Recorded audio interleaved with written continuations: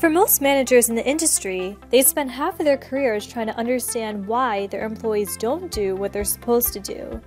Some think their employees lack motivation, others think their employees are unqualified, and some just give up and title them as lazy.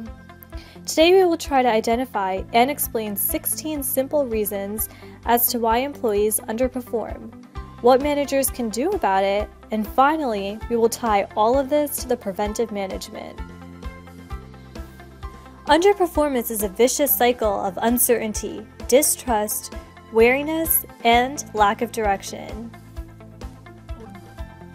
Let's start off with uncertainty. Most employees at the beginning of their career, or when they finish off a project, sit at their desks wondering what purpose they serve in the company. Let's dig a little deeper. Before they are given an assignment, they don't know what to do. In many workplaces, there are employees who are not fully aware of what they are supposed to do. In order for employees to know what they are supposed to do, managers need to be specific with what they want.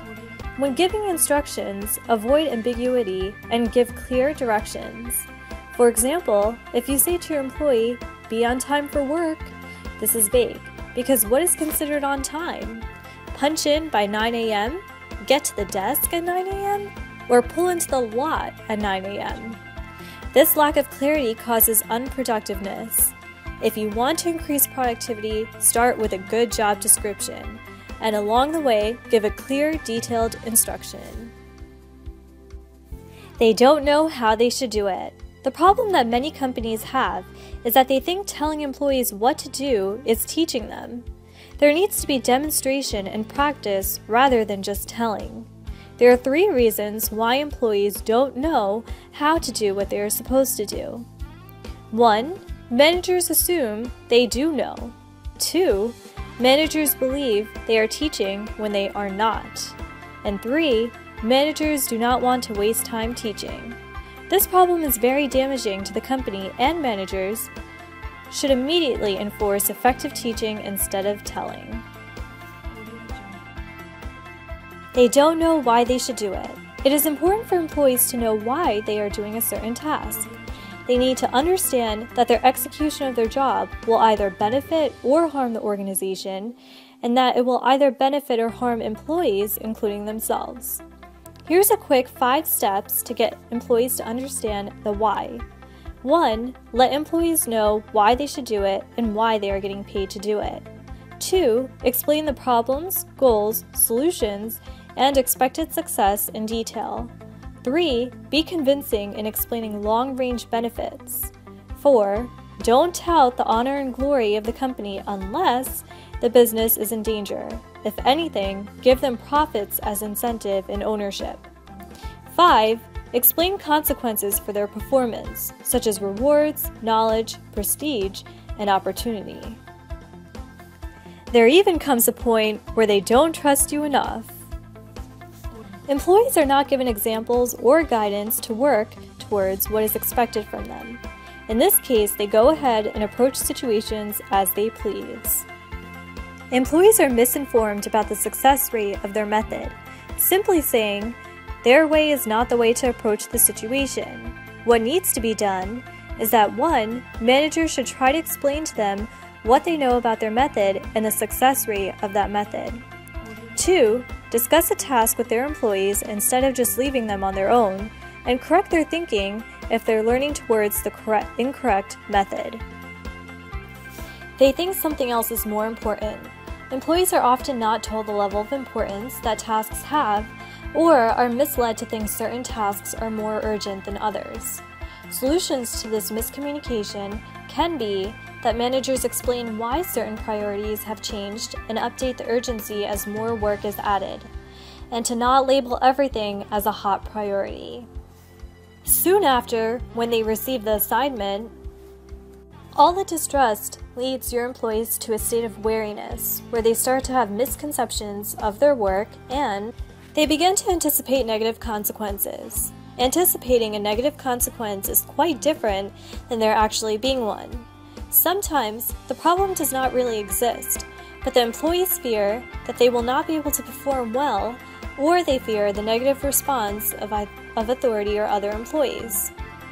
When one thinks they won't perform well or that they are incapable of doing something, they usually do not perform well or perform worse than they normally would have.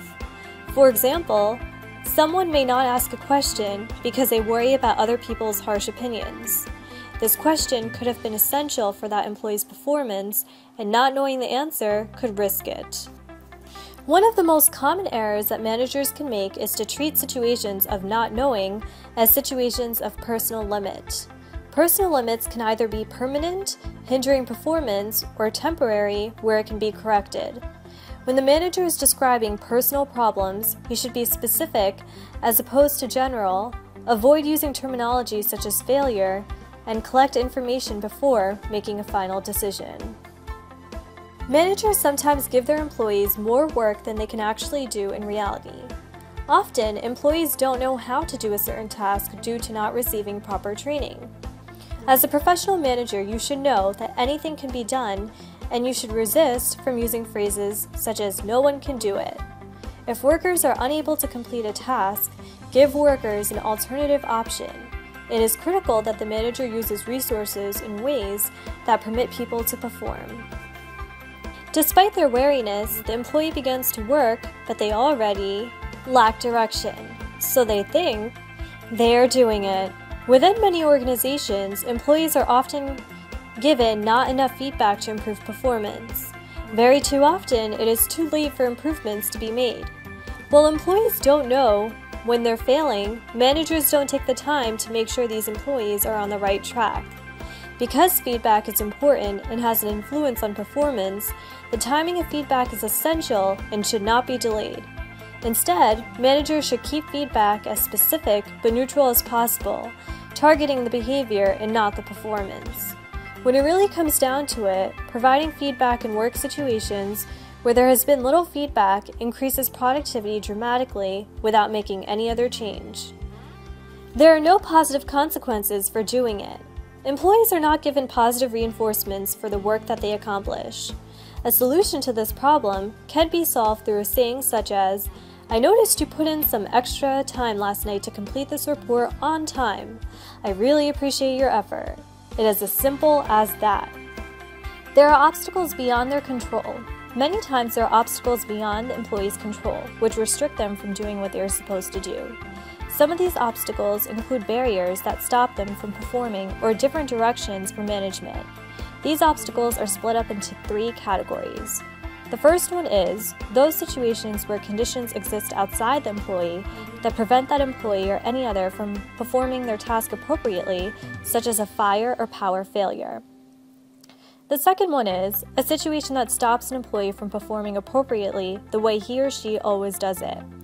Many employees are used to doing something the same way on a daily basis, and when they are given a new task, it creates confusion. 3. The last category is when a condition exists outside employee that stops him or her from performing the task appropriately because they lack the skill to use available alternatives. These employees are aware that they are always to get around the obstacle, but they don't know how because they were never taught. They are punished for doing what they are supposed to do.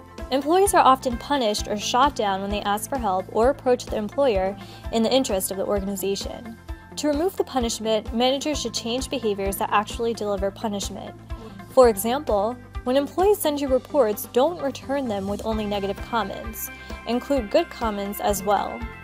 Employees contact you voluntarily for a reason. Make sure you don't use that situation to tell them something negative. Although feedback may not be intentionally negative, employees who believe it is a negative feedback will treat it as negative feedback and must be addressed to improve relationships and performance between a manager and employee. Managers often reward their employees on a daily basis, often occasionally, and often for performing badly.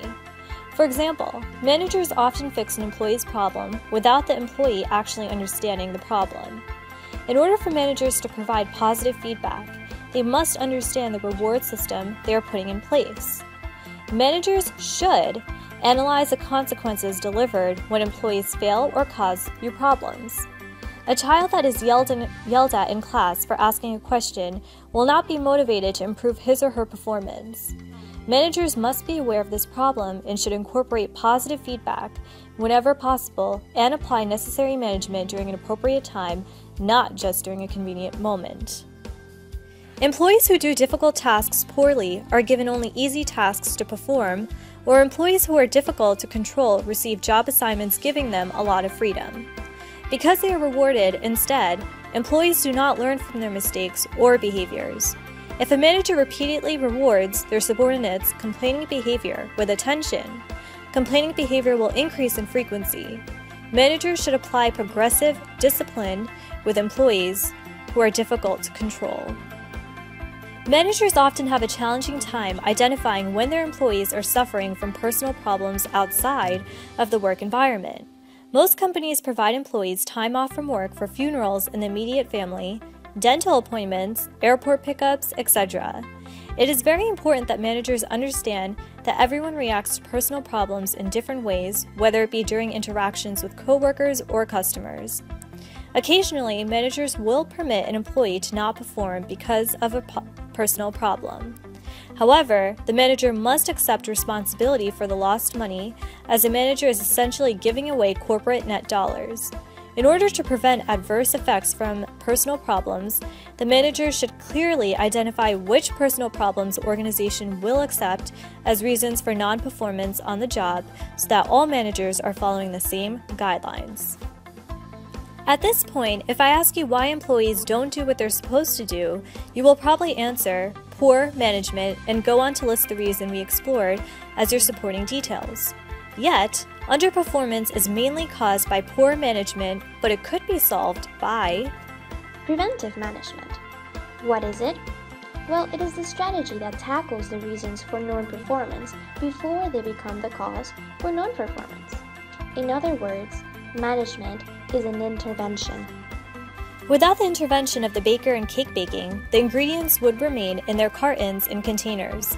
The baker's intervention of mixing, adding specific amounts of certain ingredients in a certain order, plus the baking process, results in the desired cake.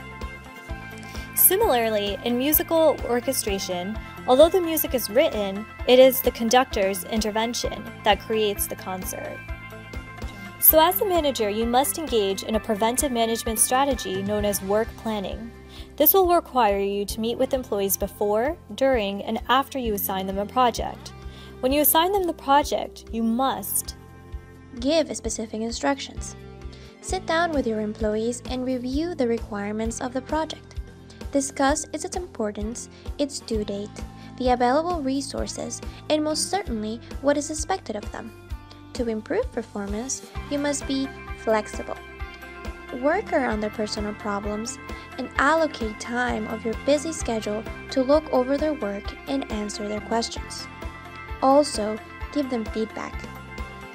Tell them how well they are doing. Tell them how grateful you are for their commitment. If they are doing something wrong, tell them. Explain your reasoning, listen to theirs, and try to find a solution collectively. Also, if your employees start to show signs of wariness, make sure to let them know. The company's priorities: tell where the risks of not completing the projects are, and also identify their rewards for doing it. If your employees are doing great, reward them. This will demonstrate how important they are to the company, while also encouraging to work hard and keep you happy. If they are doing so great, don't give them more work because they are so good at it. On the other hand, for those underperforming, don't just remove responsibilities because they don't do it right or forget about their tardiness per se. Address them immediately and perhaps expose them to more work or make them make up for those hours lost, so in time and through practice they become better. Lastly, empower your lower-level workers. Studies show that employees gain more satisfaction in completing a task and may feel more valuable because they are really in control of the process. Now remember, preventive management should only be enforced when it's necessary. If employees' late arrival for work has no harmful effect on their performance or service to others, don't waste your time managing it. Only worry about managing it if the cost of failure is bad. Also, Don't be afraid to follow up. Remember that following up is only finding out if people are doing what they're supposed to be doing. Finally, to put the cherry on the top of preventive management, remember that a manager must be friendly. Say please and thank you when you need something. Greet your employees when you see them and look at their faces when they are talking to you. Treat people who come into your office as guests. Do not insult your employees or waste their time by accepting non-related phone calls during meetings. Hold conversations with people versus lecturing them. Control your emotional outbursts because you don't have the right to speak loudly or abuse your employees. Just be friendly,